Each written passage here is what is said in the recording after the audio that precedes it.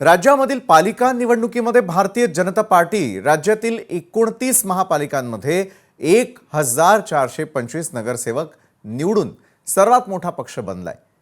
विशेष म्हणजे भाजपने गेल्या 25 वर्षांची ठाकरेंची सत्ता उलथवून आपले सर्वाधिक नगरसेवक मुंबईमध्ये निवडून आणलेले आहेत।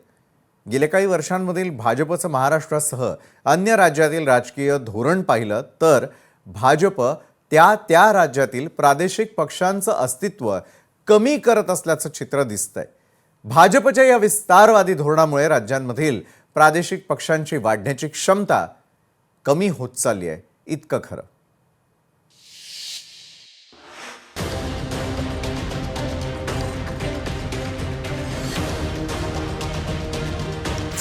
भाजपचं देशात विस्तारवादी धोरण यशस्वी।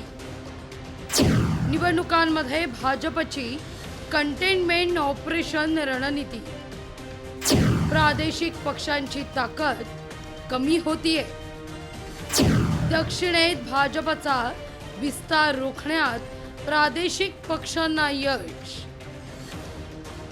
राज्यात झालेल्या 29 महानगरपालिकांमधील निकालाचं विश्लेषण पाहता या निवडणुकीत प्रादेशिक पक्षांची ताकद कमी झाल्याचं चित्र आहे। पालिका निवडणुकीतील विजयामागे ट्रिपल इंजिन सरकारचा नारा, लाडकी बहीण योजना यासारख्या योजनांचे योगदान हे राहिले। त्याशिवाय 18 ते 25 वयोगटातील 47% युवा मतांचा कल भाजपच्या बाजूने दिसला। राजकीय पक्षांची फूट ही देखील भाजपची ताकद बनताना दिसतेय। शिवसेना, राष्ट्रवादी सारख्या पक्षांमध्ये फूट पडल्यानं विरोधक खिळखिळे झाले। त्याचा फायदा साहजिकच पक्षाला झालाय। या निकालात भाजपच्या कंटेनमेंट ऑपरेशन रणनीतीचं उदाहरण पाहायला मिळतंय।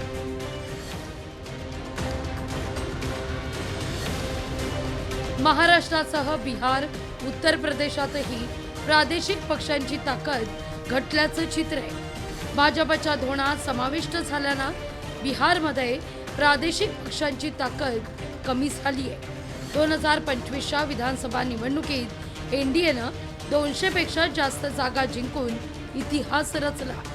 या निवडणुकीत भाजप पहिल्यांदाच नितीश कुमार यांच्या जेडीयूपेक्षा जास्त जागा जिंकून पुढे गेली। तेजस्वी यादव यांनी सर्वाधिक मतं घेतली, पण जागांचं गणित त्यांना जमलं नाही। तिथं भाजप त्यांच्या रणनीतीनुसार पुढे गेली आहे। उत्तर प्रदेशातही समाजवादी आणि बहुजन समाजवादी पक्ष भाजपसमोर तग धरू शकले नाही। त्या ठिकाणी विविध योजनांमुळे भाजपच्या मतांमध्ये 36% वाढ झाली।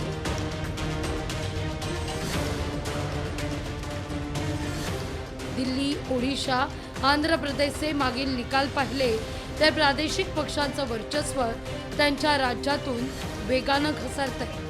दिल्ली 2025च्या विधानसभा निवडणूक निकालात भाजपनं 48 जागा जिंकून आम आदमी पक्षाचं वर्चस्व संपवलंय। तर ओडिशात बीजेडी, आंध्र प्रदेशात वायएसआर काँग्रेस हे देखील त्यांची सत्ता राखण्यात अयशस्वी ठरले। पश्चिम बंगालमध्ये ममता बॅनर्जी यांची तृणमूल काँग्रेस अजूनही त्यांचा गड शाबूत ठेवू नये, मात्र तिथेही भाजपनं मोठं आव्हान उभं केलंय।